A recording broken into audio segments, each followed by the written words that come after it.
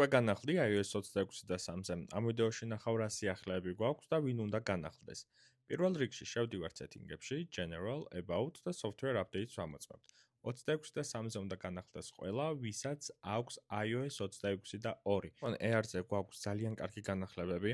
ბატარეა გამოსწორდა ძალიან, როგორც ხედავთ, ჩემს მიერ გამოყენებული iPhone AR-ი საკმაოდ კარგად ძლებს, ძალიან ბევრი საათებია, 5 საათი, 6 საათი, ზოგჯერ 7 საათამდეც ადის და ეს არის, რა თქმა უნდა, მობილური ქსელისა და Wi-Fi-ის ტანდემი. მარტო Wi-Fi-ზე არ არის ეს ციფრები. ასევე Geekbench-ი გაიზარდა ძალიან cool-ა, თუ მაგალითად iOS 26.2-ზე ან 26.3-ზე როცა თავიდან დავაყენე, სანამ დაოპტიმიზირდებოდა 10,000 ვერ აჭარბებდა, აქ უკვე გადავწდი 10,000 და iPhone AR-ი უკვე იღებს 10,000 cool-ას Geekbench-ი.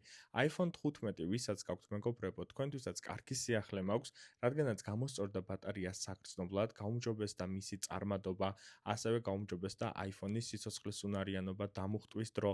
მოკლედ, ყველაფერი ძალიან გამოსწორდა, ჩემი დატესტვით, რაც ვნახე და შეგიძლიათ თუ იყენებთ უკვე iOS 26.2-ს ან 26.2-ს, დააყენოთ აუცილებლად iOS 26 და 3.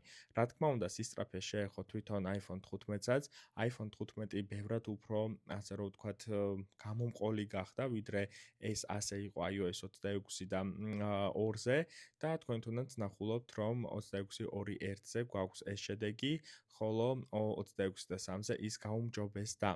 აქვე შეგახსენებთ, რომ iPhone 17 Pro Max-იც დავტესტე, iPhone 17 Pro Max-ი თითქმის იგივე არის, მეტიც iPhone AR-ზე ნაკლები single core აქვს, ხოლო რა თქმა უნდა iPhone AR-ზე უფრო მეტი multi-core აქვს, რადგანაც ერთი კორით მეტი აქვს, ვიდრე iPhone AR-ის A19 Pro-ს აქვს. გარდა ამისა, გვაქვს ძალიან ბევრი სიახლეები.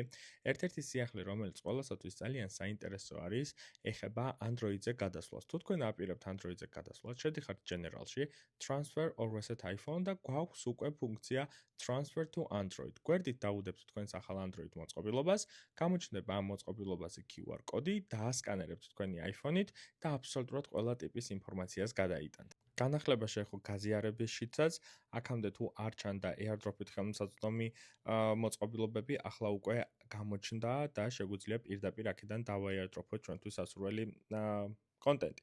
შეიძლება ბოლო დროს შეამჩნიეთ, რომ Safari-ში სკროლვა შენელდა, ამისათვის შეგვიძლია რომ გამოვიყენოთ შემდეგი პლაგინი, შევდივართ აპლიკაციებში, ვირჩევთ Safari-ს, ჩავდივართ სულ ბოლომდე, სადაც უნდა ვნახოთ ჩვენ ეგრეთ წოდებული Advanced Options. Advanced Option-ებში შევდივართ და შემდეგ უკვე იქიდან ვირჩევთ შემდეგ Flex. ეს ფლეგი ჩვენ საშუალებას მოგცემს, რომ 60 FPS-ში, მუდმივად 60 FPS-ში დავარენდეროთ